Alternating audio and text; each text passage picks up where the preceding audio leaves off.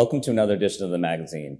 Today we're here with Our Lady's Haven and would like to welcome John Rogers and Piper Silva. Welcome. Thank you. Thank you. So tell us what you do here at Our Lady's Haven. I'm the administrator here at Our Lady's Haven. I've been here for about 2.5 years now. So, the administrator oversees the facility with all the other disciplines and kind of runs the show. So it's been a pleasure to be. It's a beautiful facility. It's an older building, but I love the neighborhood. I'm from Somerset. So when I first came to Our Lady's Haven and saw all these beautiful old buildings and fell in love with it. It's a beautiful place. So. Excellent. Thank you. Piper, what do you do here? I am the Assistant Director of Nurses. I do staff development, which I help, bring staff in. I do the orientation, and I also do infection control. I monitor, of course, COVID, flu, any type of infection control. I've been an infection preventer since 2019 also. So that's something I do. And I do oversee one of the floors as a clinical unit manager. Oh, great. Yes. You do a lot. She does. I do. I love it though. I can't, Just to keep busy. I do. I love it. So, John, can you tell us some of the history of Our Lady's Haven? Sure. Our Lady's Haven at one time was actually a hotel. It was a hotel we're not far from Main Street. It was a hotel in this old district, I guess you want to say it. Then it was purchased by the Diocese of Fall River. We are one of 5 nursing homes that the Diocese of Fall River owns. It's us, Marion Manor, which is in Taunton, Catholic Memorial Home, which is in Fall River, Sacred Heart, which is in New Bedford, and Madonna Manor, which is in Attleboro. So it was purchased by them and the Diocese oversees the 5 facilities. So, yeah. It's a great old building, as I keep saying. It's beautiful. The structures are wonderful. When we have the main dining room here, we do have the family lounge, and they don't make stuff like that anymore. Right. They sure don't. Don't. Yeah. So what kind of service did you promote here, Piper?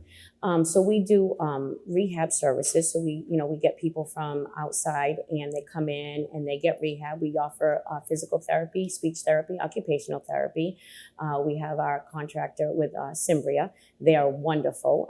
And they come in, they help people get better and they send them home. And then sometimes we have people that, as you know, need better care or more care because their family is moved away or moved on, or they've gotten to an age where they need long-term placement.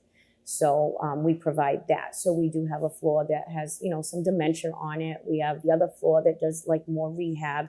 And then we have a floor that's, long-term where they're here, and we provide their services for them. So it's almost like we have 3 units. It's almost like each of the units has their own flavor, their own feel to them, which is nice. And, we'll tend to move residents around to fit what's best for them to improve their quality of life as much as we can. Yep. As it's needed sometimes if somebody needs to move to another unit, for either a decline or an improvement, we do. Being in long-term care, I've been in 39 years and I'm not bragging, but, it's nice to see that this facility, we realize that we can't cure some of these illnesses. We can't cure dementia. We can't cure people who come in here with late-stage heart disease or renal failure or anything. But it's about giving them as much quality of life as we can in their remaining time. Making them happy, making them feel good, hugging them. That is what's key in facilities like this. And you can't always market that and you can't always show that. This facility does a great job with that. Yeah, a social worker has been here 51 years. Wow. She started out in dietary. Yep. So she's not that old. She started out at 16. So Yep. I'm not going to give away her age. Yep, and our nurses and our CNAs, they're reaching 20 to 30 years. It's a family here. We're all a family. We all respect each other, and we treat these residents like they are family.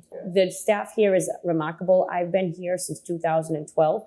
That's when I became a nurse, and before that I was a CNA. I've worked in long-term care for years, and I chose to stay here. I've worked at facilities around the area and going to Taunton and Fall River, and my favorite was here. So what are the unique services do you have here? Well, we're also a Catholic facility, which is great. We have Mass 3 times a week at this point, so our residents get to come down to Mass. That's huge. That's key. Residents love that. We're also a nonprofit facility, and let me explain a little bit, Charlie, if you don't mind, what that means. Please do. You know, there are many nursing homes out there that are for-profit. They have stakeholders involved in ownership of the facility, so they're going to want to make money. We're fortunately nonprofit, so our goal is not to make money. Our goal is to break even. So that affects a lot of things because some of these for-profits, they have to cut certain areas, whether it be food, whether it be staffing, and that does affect the quality of care, all around. So we pride ourselves in the fact that, as I said, we're not for profit. We have the religious piece. We're a very homey atmosphere, and I think people feel that, right, Piper? And the thing with us too is that we do promote the religion to the point where if a patient can't go down to mass, we televise it for them in their room. That also goes for them. So say they're sick or they're not feeling well or they just start in rehab, they don't want to move around a lot. If they want to see the mass, it is on TV. And the care here is it just speaks for itself. You know, it's a wonderful environment. We are always taking new admissions in. Unfortunately, when COVID had hit, you know, we lost some rooms. We lost some, you know, we had a floor that had been closed down, which that's our goal, was trying to get that back open up again so we can just take more, you know, people in and provide the care that they deserve. Exactly. And you asked about services. We have a beautiful main dining room here. I was just going to say, this is a beautiful dining room. Yes. Unfortunately, we had to shut it down because of COVID. Yeah. We had to listen to the state mandates of, you know, people primarily had to stay in their rooms and be fed in their rooms. So it's nice now that we've reopened the dining room. It's like a restaurant atmosphere, and the residents come down and we treat them like it's a restaurant. Yep, So. and we play music for them, and they just love it. And you know, it's we're trying to get back to as, you know, normalcy, as we can. And you know, they also felt it. You know, and you know, some people don't think that, but they did. You know, everyone felt it, and those did too. And activities too. We had to really cut back on our activities, whether it be entertainment coming into the facility, whether it be big groups of people playing bingo. We couldn't do it. So they suffered. They really did. And now it's nice that See more smiles, and the weather's nice. They're getting them outside. they were outside today. And we have Leanne Aegis. She's our director of you know, activities, and she does such a wonderful job. You know, she brings them out. She takes them for ice cream. So we're trying to get back to as normalcy as we can. And now you have more room. Yes. So you have room for more admissions. And we want to start accepting more. So, you know, hopefully people will start coming more. Yeah, because a lot of people sometimes don't know, you know, that they usually hear, oh, it's full, it's full, it's full. But you are now accepting more. Oh, yeah. We've been accepting admissions. Our director of admissions is Maria Mello. She's amazing. She's been also here with 20-something years, if I'm correct. She oversees a few of us, and she's at the hospital, and she's always getting us people to come in. She does a great job. And you know, Charlie, we've been in the Fairhaven area for so many years, but I still think that people think of places as Our Lady's Haven. You know, you come here to die, or you come here to spend your remaining time. We do rehab, like I said, Piper rehab. We have a great rehab staff. People, knee replacement, hip replacement. People come here and we get them home, and they're ecstatic when we send them home. Just failure to thrive. Someone in the hospital that had pneumonia that's been in bed for a few weeks. They come here just to get some strength back, and then we get them home. We have rehab patients that come and visit us. Will bring us donuts because they just loved us so much. So we see that we love that. They come back and visit, and you know that's what we want too. You know, because we have great staff for that. Sure. You know. Sure. And it can be short-term care, like you said. Absolutely. Yep. And then as they get older, if they do, end up needing long-term care, they already know us. They're familiar with us. You know, most of the same staff, because I've seen a lot of that. I've been here since 2012, and I've seen people that have come for rehab. They end up coming back for long-term. We also do respite, which is a program that not everybody does. Right. So you have a 85-year-old mom who lives with you. You have to provide the care for her, but you want to go on vacation for a couple of weeks, you know, when you and your spouse. So we'll admit the resident for a couple of weeks, what's called a respite stay, and they're here for a couple of weeks, then they'll, so. We do that a lot. many times they're repeat customers. Yes. too. Oh, we have a lady that comes all the time. She's been coming here, my goodness, for at least 6, and I know of 6 years. The daughter will go away. She'll come here. She stays here for about 2 weeks. The daughter comes back. And then the one time I remember the daughter, she ended up having to have some type of surgery. We took her mom for a few weeks and then she went back. It's wonderful, and they're comfortable with us. Well, that's the thing. The comfort level is high. It is very high, very high. Yep. Being in nursing homes for as long as I have, I'm a social worker by trade, and I always say families have to have that comfort level. They're placing their loved one in a place like this for us to care for their loved one. If that trust and comfort level isn't there, think about it. It's like dropping your child off at kindergarten, not trusting the teacher or the school. Right. It's true. So how would someone get in touch with you? So first of all, if you're at St. Luke's or any South Coast, St. Anne's, any type of hospital you're at, all you have to do is ask for Maria Mello. She's the director of admissions. You can actually go online. Okay. We are affiliated with the diocese, and our phone number here, that if you ever need it, is 508-999-4561. Ask to speak to the administrator or the admissions director, and you leave a message, and we will get back to you. Okay, excellent. Yeah. Well, that's good. So what other things can you add about this great facility? Well, I don't mean to keep referring to being in the field for as long as I have, but, we need to be conscious of facilities like this and keep them going. The fastest growing segment of our population right now in this country is people turning over the age of 80. There are some statistics that'll say on a daily basis, there are more people turning over the age of 80 than there are babies being born. Sure. So we better open up the third floor, and these beds are going to be needed for our frail elderly. Absolutely. And centenarians. I was reading an article the other day that says there's 575,000 centenarians. That's people over the age of 100 in the world, and that has quadrupled in the last 10 years. So people living longer, I guess, is what I want to say. Yeah. So places like this. We pride ourselves. We want to be around we've been around for a long time, and we want to be around. And we actually have 2 wonderful residents here right now. One's 103 and one just turned 100, and they're wonderful. Wow. Yeah. So it's the staff in this facility has the experience. They've had the experience for years. So you're not coming into a facility with, people like an overturn of all new people or all new faces. It's not. We have the same staff we've had for many, many years. You'll see some new faces, which is wonderful, but you still see some of the old faces too, because they're great and they have the great experience. And by the way, the 103-year-old, shopper's attack. Sure. Oh sure. My God, very right, Piper. Absolutely, and it's funny because I've been taking care of her here for years, and she's been one of my little spitfires. And we come to find out we're cousins. Oh, there you go. I said I knew it. Well, I know the quality of care here is amazing, and because I've had family members here myself, so I know how the quality of care is here. And I just want to thank you both very much for the great work you do for the community and for being a great part of the Our Lady's Haven family and a part of Fairhaven. Thank you so much. Thank you. For your Thank time. you for coming by. We appreciate it. Thank you. Welcome back to the magazine. Today we're here with Bob Foster, the president of the Fairhaven High School Alumni Association. Welcome, Bob. Thank you, Charlie. It's nice to be here. Thank you for being here. So tell us some of the background on the Alumni Association. Well, the Alumni Association was founded originally back in 1894, believe it or not, by Henry Huttleston Rogers. He actually went to the original Fairhaven High School on Main Street. So even before he built the current school, he actually was the president of the Alumni Association. But when he passed away in 1909, it pretty much kind of disbanded. But it got restarted in 1980 by Mary Bettini. She was in the class in 1938, long-time community active young lady in town. And she got it started in 1980. And then I succeeded her in 1998. So I've been doing it for 25 years now. Wow. That's great. What's the mission? Our basic mission is that we support the students and the faculty and the administration of the high school.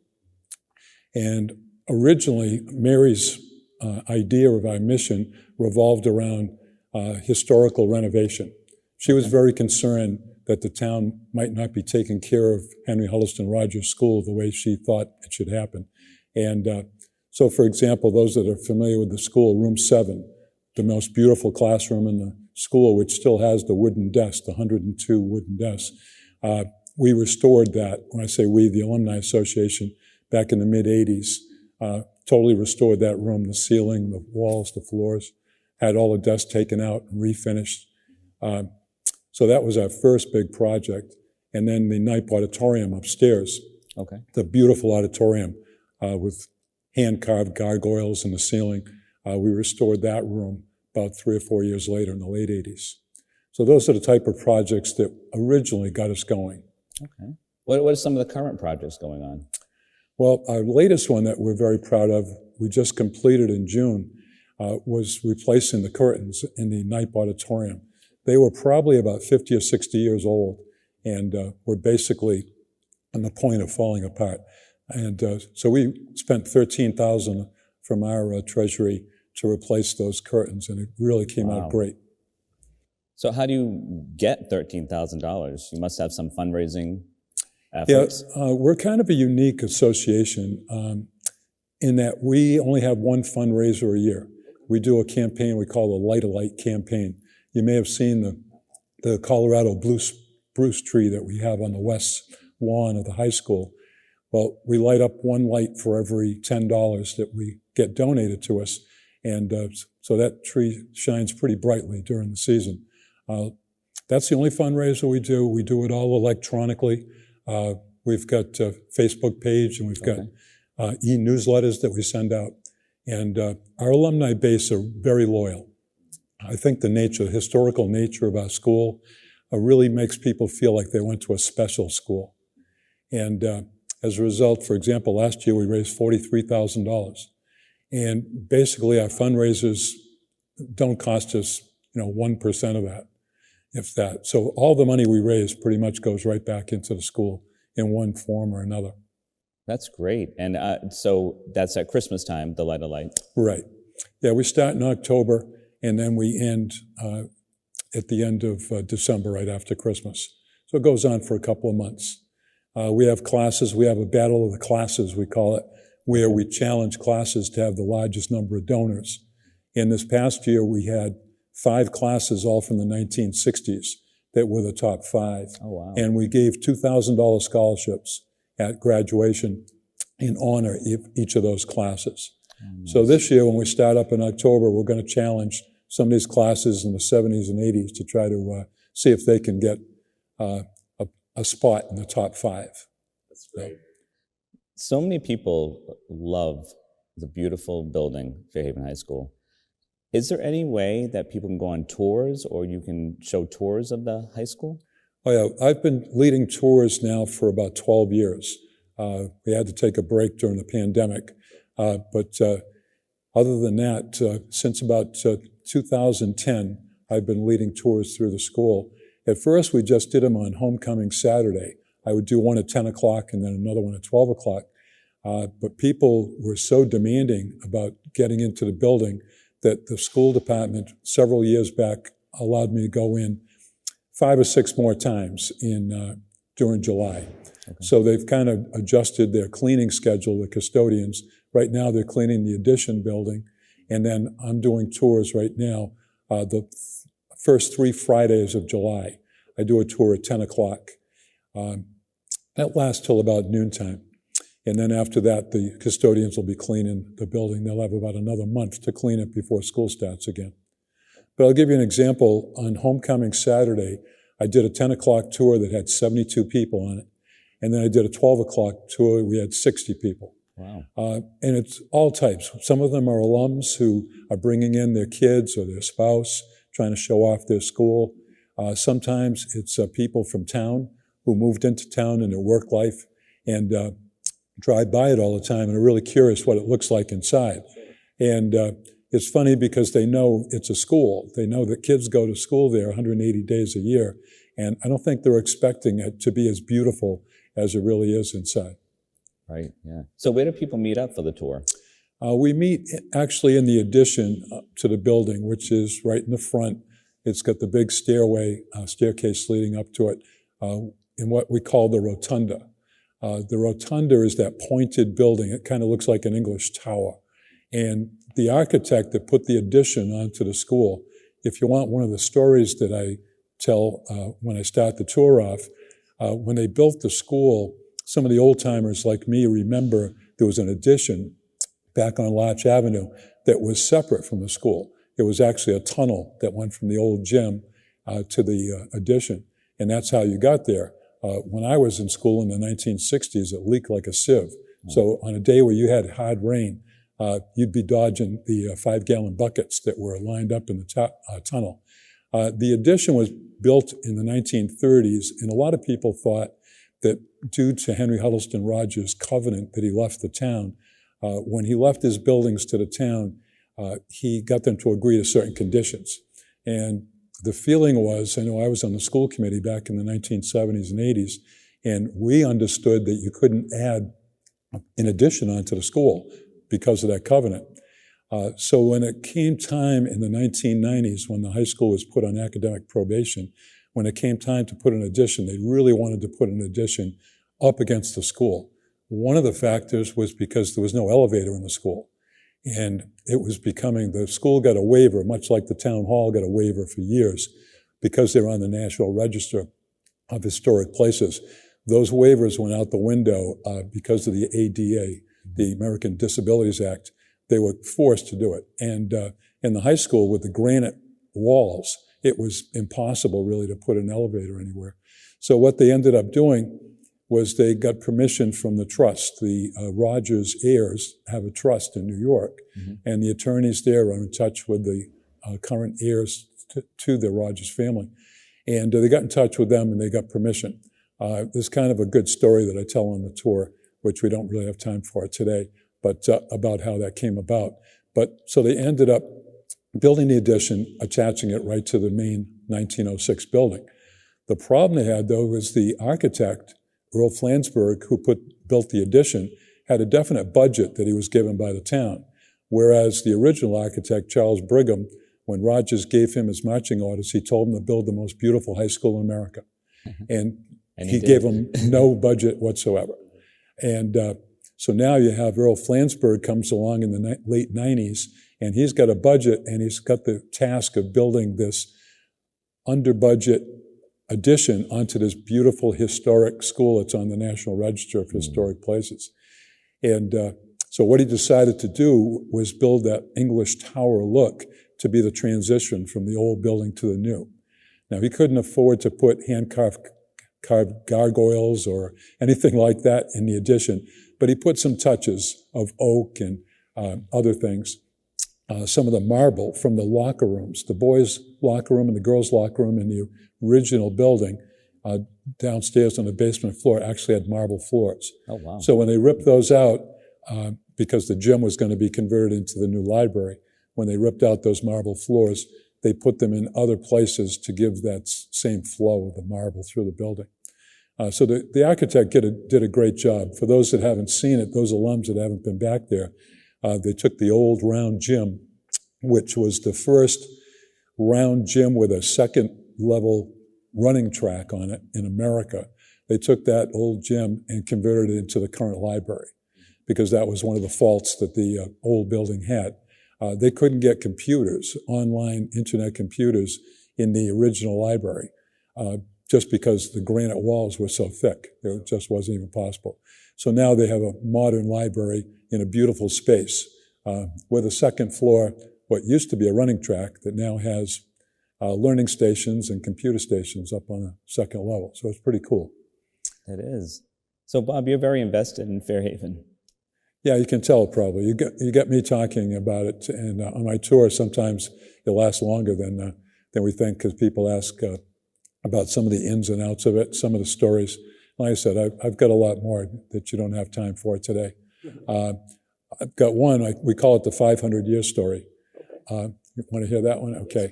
Well, when I told you about adding the addition onto the school, the schools applied for school assistants, school building assistants, which is very common in the state of Massachusetts. But the school assistance building fund is normally given for new construction, like the elementary school at East Fairhaven and the Wood School. Mm-hmm. In this case, they were building an addition onto a current building, which was 100 years old, almost 100 years old at the time. The state doesn't really like to do that. They don't trust an old building being added onto. They think it's a poor investment. So when Fairhaven applied, they sent down an inspector from the State Bureau to check that out. So the superintendent of schools and the principal gave the guy a tour. And he was a typical bureaucrat from Boston who took the tour, didn't give much away, didn't have much expression or anything. They took him all around the old building, showed him all the highlights. He really wasn't interested in all historical aspects. He's looking at the functionality of this building. So when they got through, he hadn't given away much of an opinion about how this was going. And finally, he sat down with him in the principal's office, and he said, okay, I've got one problem. He said, I've got a lot of questions on this form that I've got to answer.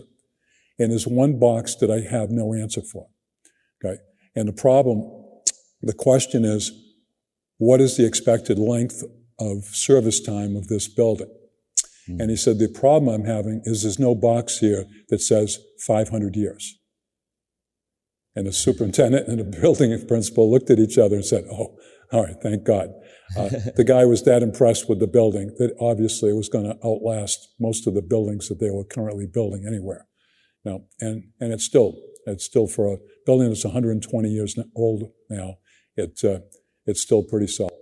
Yes, it is. And I think it's very important for people to hear too. We have some work that needs to be done on the school, and it's an investment in our whole community, and even a Acushnet community too. Sure. So we really need to invest in our high school and make sure that we keep it up and keep Henry Huttleston Rogers very proud of what we're doing. Yeah, it's really a commitment that the town made back then when we accepted the building, and the town really has come through. And again, I don't know if your viewers know it or not, you recently had a Prop 2.5 override attempt here. They had Fairhaven had the first successful override of Prop 2.5 in 1997, and it was to build the addition to the school. Prop 2.5 had passed, I believe, in 1980, 81, around that time. So there have been 18 years since any town or city in Massachusetts had done that. But that was the town rallying behind the school. Sure. So what's the future of the Fairhaven High School Alumni Association? The future, we're going to keep doing what we've been doing. Our alumni base keeps growing. The e-newsletters I send out periodically throughout the year, I've got over 1,800 subscribers right now. Our Light a Light fund each year, we seem to be taking in more money. And our alums really are supportive, so we keep looking for more projects. The new turf field that we've got, which is now Alumni Stadium, yes. We've purchased the new scoreboard, which is amazing in itself. That was a $30,000 project last year. So in the future, we're just going to keep looking for projects like that, mainly in the old building. But again, whatever the school department needs in the high school, we try to help them out with it. Well, Bob, I can't thank you enough. You've done so much for our Fairhaven community and Fairhaven High School itself. So thank you for your great work as president of this organization. And we wish you the best success and keep on doing the Light a Light. That's great. And just keep up the great work, Bob. Okay. Well, thanks, Charlie. It's our pleasure. Thank you.